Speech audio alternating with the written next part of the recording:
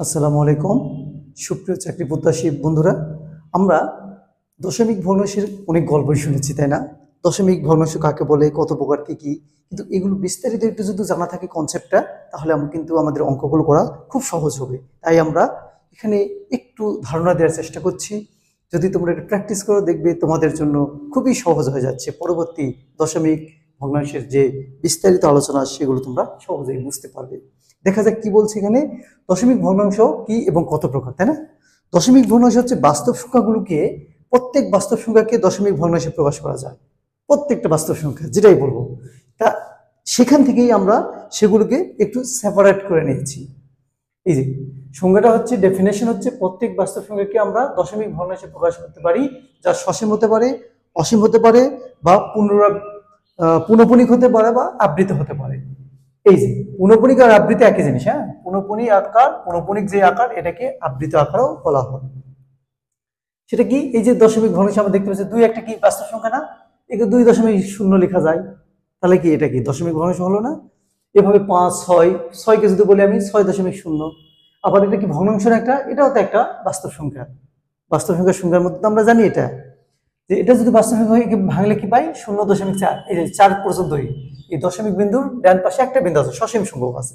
আবার 1/3, এটাও একটা বাস্তব। একে ভাঙলে কি? দশমিক বিন্দুর ডান দিকে অঙ্কগুলো অসীম সংখ্যক আছে। এই যে প্রকারভেদ, এটা নিয়ে এখন আলোচনা করবো আমরা।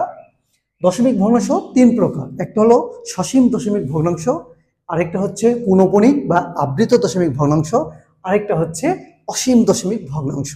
এখন আমরা দেখব সসীম দশমিক ভগ্নাংশটা কি। যে দশমিক ভগ্নাংশের দশমিক বিন্দুর ডান দিকে সসীম সংখ্যক অঙ্ক থাকে, যে দশমিক ভগ্নাংশের দশমিক বিন্দুর ডান পাশে সসীম সংখ্যক কি থাকে? অঙ্ক থাকে, তাকে আমরা কি বলবো? সসীম দশমিক ভগ্নাংশ বলবো। সসীম দশমিক ভগ্নাংশ যেমন দেখি, উদাহরণগুলো দেখি।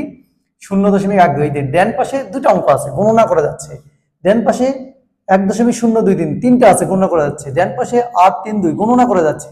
54.67, ডান পাশে দুটি আছে। এভাবে আমরা বের করতে পারি। বন্ধুরা, এরপরে আমরা পুনঃপুনিক বা আবৃতটা বুঝবো। আবৃত দশমিক ভগ্নাংশটা কি?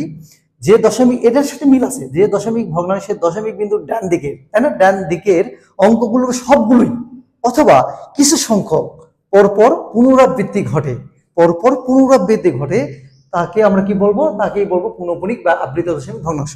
এখানে আমরা দেখতে পাচ্ছি 3.33333 আসতেছে। এটাকে আমরা যদি আবৃত করে রাখি, তাহলে কি হবে? 3.3-এর উপরে পুনঃপুনিক চিহ্ন দেবে, এটার নাম হলো পুনঃপুনিক চিহ্ন। পরেরটা আমরা দেখতে পাচ্ছি 2.454545 ডট ডট ডট ডট আছে না? এটাকে আমরা যদি সংক্ষেপে আমরা লিখি, তাহলে কি লিখবো? 2.4-এর উপর পুনঃপুনিক, 5-এর উপর পুনঃপুনিক। এই যে দুটা বারবার আসতেছে। আবার 5-এর পর কি দেখতে পাচ্ছি? 1 2 7 6 5 7, এখানে মিলে দেখো, এই যে 7 6 5 7 6 5 বারবার আসতেছে, তাই না? তাহলে আমরা লিখতে পারি 5.12765 লিখে প্রথমটা এবং শেষেরটা, 7 5 6 তিনটাই পুনরাবৃত্তি করতেছে, প্রথমটা এবং শেষেরটার উপর পুনঃপুনিক চিহ্ন দেবো, শেষ। এইভাবে আমরা পুনঃপুনিক বা আবৃত দশমিক বানাতে পারি। পরেরটা কি বলছে? অসীম দশমিক ভগ্নাংশ। অসীম দশমিক হলো সসীমের উল্টা। সসীমের ডান পাশে কয়টা ছিল? সসীম সংখ্যক অঙ্ক থাকবে। এখানে অসীম সংখ্যক অঙ্ক থাকবে, কিন্তু পুনরাবৃত্তি ঘটবে না, বারবার আসবে না। এই যে দেখি, যে দশমিক ভগ্নাংশের দশমিক বিন্দু ডান দিকের অঙ্কগুলো পুনরাবৃত্তি ঘটে না এবং সসীম নহে, তাকেই আমরা বলবো সসীম দশমিক ভগ্নাংশ। যেমন এখানে বলা হচ্ছে √2, এরপরে যে মানটা আমরা পেয়েছি, এই মানটা কোনো পুনরাবৃত্তি ঘটেনি। 4-এর পরে 1, 4-এর পর 2 মিলল না। 1 3 5 কারোর সাথে মিলেনি। 6 4 2 কারোর সাথে মিলেনি। এই √7 গুলো একই ঘটনা, অর্থাৎ পুনরাবৃত্তি ঘটে না এবং অসীম পর্যন্ত চলছে, সসীম নয়। একেই আমরা বলবো অসীম দশমিক ভগ্নাংশ। বন্ধুরা, পরবর্তী ক্লাস দেখার আমন্ত্রণ জানিয়ে আজকে এখানেই, আল্লাহ হাফেজ।